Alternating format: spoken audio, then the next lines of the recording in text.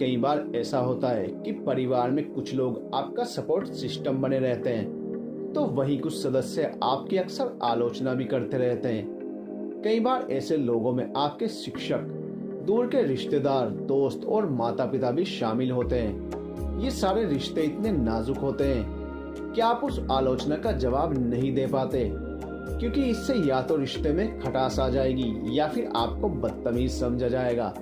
जिनकी आदत है आलोचना करने की, वो करेंगे ही, और चूंकि वो आपके अपने हैं तो आप उनसे दूरी भी नहीं बना सकते। ऐसी परिस्थिति में आपका संवेदनशील मन पिस जाता है और आप में गुस्सा, चिड़चिड़ापन, तनाव जैसी नकारात्मक भावनाएं घर कर लेती हैं। तो चलिए फ्रेंड्स, जानते हैं ऐसे कौन से तरीके हैं जिनकी सहायता से आप अपनों की कड़वी बातों का सामना आसानी से कर सकते हैं। दोस्तों, आलोचना को शब्द भेदी बाण की तरह ना देखें। आलोचनाएं दो तरह की होती हैं, पहली रचनात्मक और दूसरी कटाक्ष। कई बार आपके अपने आप में कुछ कमियां देखते हैं और उसे देखते हुए ही सुधार करने के लिए आपसे कुछ कटु शब्द कह देते हैं। उनके कहने का तरीका थोड़ा तीखा जरूर हो सकता है, लेकिन अगर आप उस पर शांत मन से गौर करेंगे तो आपको समझ आएगा कि वो आपके भले के लिए ही है। वहीं दूसरी प्रकार की आलोचना कटाक्षी होती है, लेकिन अगर आप उसे भावुकता से लेंगे तो खुद का ही नुकसान करेंगे। इससे बेहतर है कि आप इसे मुस्कुरा कर लें। क्या पता सामने वाले को आपकी मुस्कुराहट देखकर अपनी गलती का एहसास हो जाए। अपना पक्ष रखें। जब परिवार में कोई आपकी आलोचना करे तो मन में कोई नकारात्मक भाव रखने से अच्छा है कि आप अपनी बात स्पष्टता से कहें। कई बार लोग सामने वाले का पक्ष नहीं जानते, इसलिए अपनी एक राय कमेंट के रूप में सामने वाले को कह देते हैं। इसलिए ये जरूरी है कि अगर आप सही हैं या उस पर टिप्पणी कुछ करना चाहते हैं तो जरूर कह दें। क्या पता कि सामने वाला आपकी बात समझकर आपको कुछ कहना बंद कर दे। अपनी खूबियों को पहचानें। अगर आपको पता है कि सामने वाला आपको नीचा दिखाने के लिए आपकी आलोचना कर रहा है, तो उससे आहत होने की बजाय अपनी काबिलियत को समझें।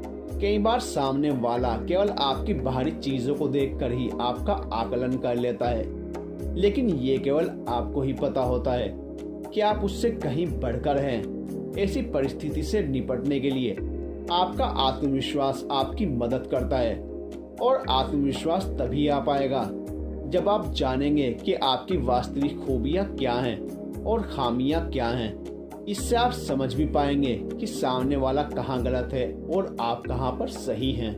अपनी गलतियों को मानना सीखें। माता पिता अक्सर आपकी गलतियों के लिए आपकी आलोचना करते हैं, और क्योंकि वो माता पिता हैं तो आपको उनसे सबसे ज्यादा दुख पहुंचता है। लेकिन हर बार गलती उनकी नहीं होती, बल्कि कई बार हम अपनी कमियों या गलतियों से उन्हें चोट पहुंचाते हैं। इसलिए ये जरूरी है कि आप अपनी गलती माने और उसे सुधारने की कोशिश करें। अगर तब भी उनका व्यवहार ना बदले तो उनको बैठाकर अपनी गलती छुपाने का कारण और अपनी वर्तमान मनोदशा समझाएं।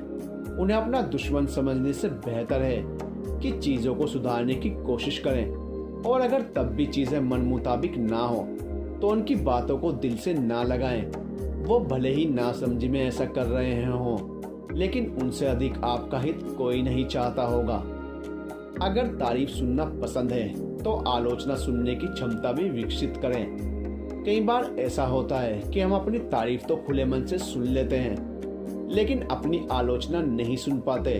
हमें लगता है कि हम में कोई कमी है ही नहीं, और अगर है भी तो इसे कहने की क्या जरूरत है।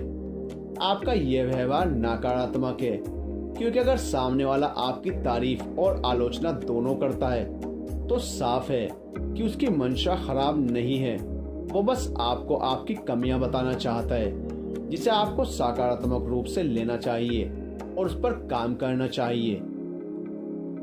आलोचना संभालना आसान नहीं होता, लेकिन जब आप इसे सकारात्मक तरीके से लेते हैं तो यह आपको अपनी कमियों को देखने और समझने का मौका देती है। इसे कभी भी पर्सनली ना लें और ना ही उन आलोचनाओं को सुनकर हतोत्साहित हों।